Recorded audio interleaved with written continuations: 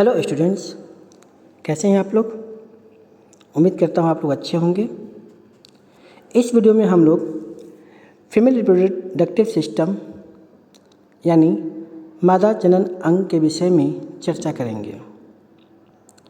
ये एक मादा जनन अंग का चित्र है जो मुख्यतः वेजिना यानी प्रजनन नलिका, यूट्रस, गर्भाशय, फ़ैलोपियन ट्यूब और अंडाशय से बना होता है।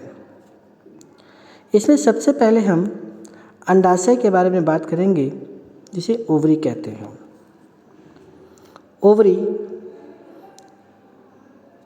बना होता है एग से। एग यानी अंडा के ऊपर एक कवरिंग होता है जिसे हम ग्रैफिन फॉलिकल्स कहते हैं।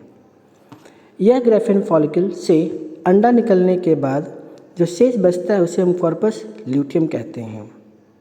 कॉर्पस ल्यूटियम दो हार्मोन प्रोजेस्टेरॉन और एस्ट्रोजन सिक्रीट करता है जो प्रेगनेंसी को सपोर्ट करता है। स्त्रियों में गर्भाशय के दोनों तरफ एक जोड़ा अंडाशय उपस्थित रहता है। अंडाशय में अंडे का विकास एवं हार्मोन का स्राव होता है। यह हार्मोन मासिक धर्म और प्रेगनेंसी को नियंत्रित करता है। अंडाशय से अंडा निकलने की प्रक्रिया को ओव्यूलेशन कहते हैं। ओवरी का साइज 3.5 सेंटीमीटर लंबा और 2 सेंटीमीटर चौड़ा और 1 सेंटीमीटर मोटा होता है। स्त्रियों में जन्म से ही अंडाशय में अंडा स्थित रहता है जो उनके जीवन काल तक रहता है। स्त्रियों में जन्म से ही लगभग 2 मिलियन अंडा अंडाशय में उपस्थित रहता है, जो उनकी यौवनावस्था में पहुंचने पर अंडा की संख्या घटकर 4 लाख रह जाता है। रजोदर्शन अर्थात मेनार्की, रजोनिवृत्ति अर्थात मेनोपॉज के बीच सिर्फ 300 से 400 अंडा ही निकलता है। अंडाशय में अंडे का विकास फॉलिकल स्टिमुलेटिंग हार्मोन से नियंत्रित होता है। अंडाशय से अंडे का निकलना ल्यूटिनाइजिंग हार्मोन निर्धारित करता है। जब एक बार अंडा अंडाशय से निकल जाता है तो बचे भाग को कॉर्पस ल्यूटियम कहते हैं। इस कॉर्पस ल्यूटियम से प्रोजेस्टेरॉन और एस्ट्रोजन दो हार्मोन निकलता है। ये हार्मोन गर्भाशय को गर्भधारण के लिए तैयार करता है। यदि अंडे का निषेचन नहीं होता है और गर्भधारण नहीं होता है तो कॉर्पस ल्यूटियम टूट जाता है, जिसके कारण हार्मोन्स का लेवल गिर जाता है। हार्मोन्स का लेवल गिरने के कारण गर्भाशय का आंतरिक दीवार टूटने लगता है और खराब अंडा मासिक चक्र के साथ बाहर निकल जाता है। महिलाओं में मासिक चक्र 3 से 5 दिनों तक रहता है। जब किसी महिला में मासिक धर्म शुरू होता है तो उसे रजोदर्शन कहते हैं। स्त्रियों में 40 से 45 वर्ष की उम्र में मासिक धर्म बंद हो जाता है, उसे रजोनिवृत्ति कहते हैं। अब हम बात करेंगे फ़ैलोपियन ट्यूब के बारे में। फ़ैलोपियन ट्यूब के मुख्यतः 3 भागों में बटा होता है: इस्थमस, एम्पुला और infundibulum. Fallopian tube is present in female extended from ovary to uterus, अर्थात फ़ैलोपियन ट्यूब ओवरी से यूट्रस तक फैला होता है।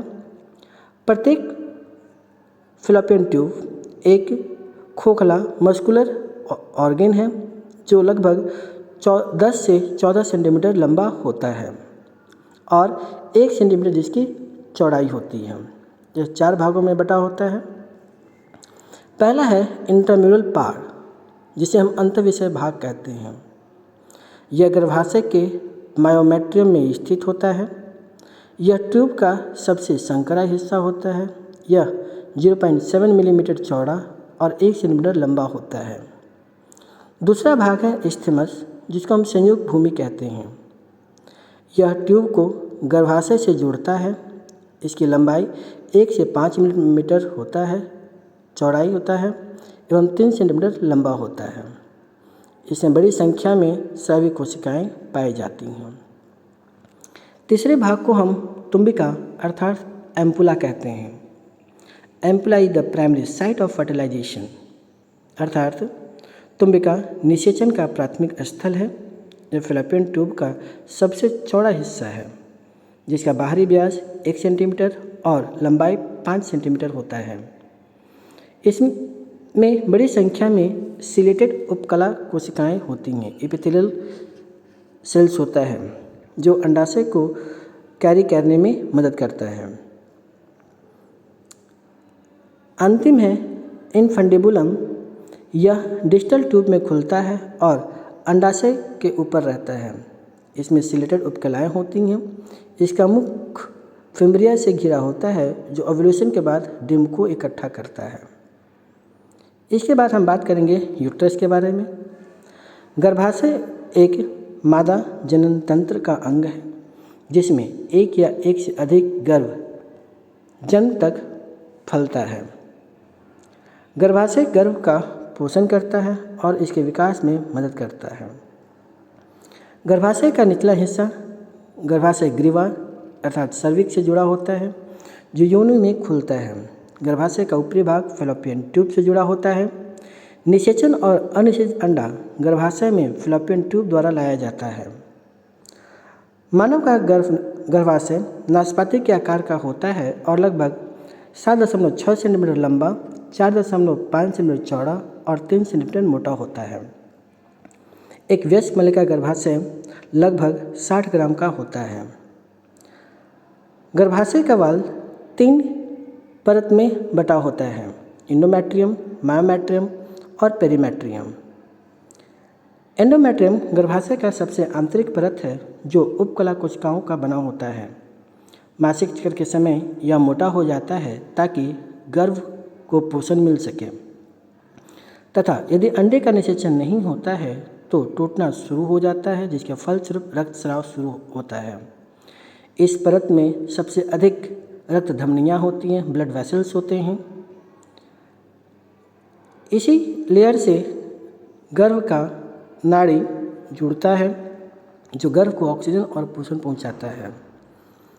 दूसरा है मायोमेट्रियम। यह चिकनी मांसपेशियों से बना होता है। यह बीज का परत होता है। तीसरा है पेरीमेट्रियम। यह गर्भाशय का बाहरी परत होता है। सबसे अंत में बात करेंगे वेजिना के बारे में। वेजिना एक इलास्टिक रिप्रोडक्टिव ऑर्गन्स है महिलाओं का। यह सर्विक्स से वल्वा तक फैला होता है। The outer vaginal opening is covered with a layer called mucal tissue called hymen. प्रजनन नलिका का बाहरी भाग स्लिम उत्तक कोशिकाओं से ढका होता है जिसे हाइमेन कहते हैं।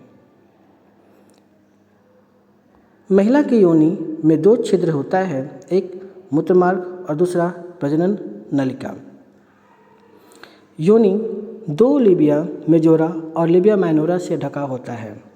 बाहरी परत को लेबिया मेजोरा और अंदरी परत को लेबिया माइनोरा कहते हैं। इसी योनि में एक छोटा सा भाग होता है जिसे हम क्लिटोरिस कहते हैं। इस क्लिटोरिस को हम स्यूडोपेनिस ऑफ फीमेल कहते हैं, अर्थात महिला का स्यूडोपेनिस, जो एंटीरियर जंक्शन ऑफ लेबिया पर जुड़ रहता है। यह क्लिटोरिस महिला के अंदर सबसे सेंसिटिव पार्ट होता है। तो इसके साथ महिला का प्रजनन तंत्र समाप्त। मिलते हैं एक नए वीडियो में। आई होप कि यह वीडियो आप लोग को अच्छा लगा होगा। महिला प्रजनन तंत्र में जितने भी भाग होते हैं उसको यहाँ पे दर्शाया गया है। धन्यवाद। Thank you. Have a good day.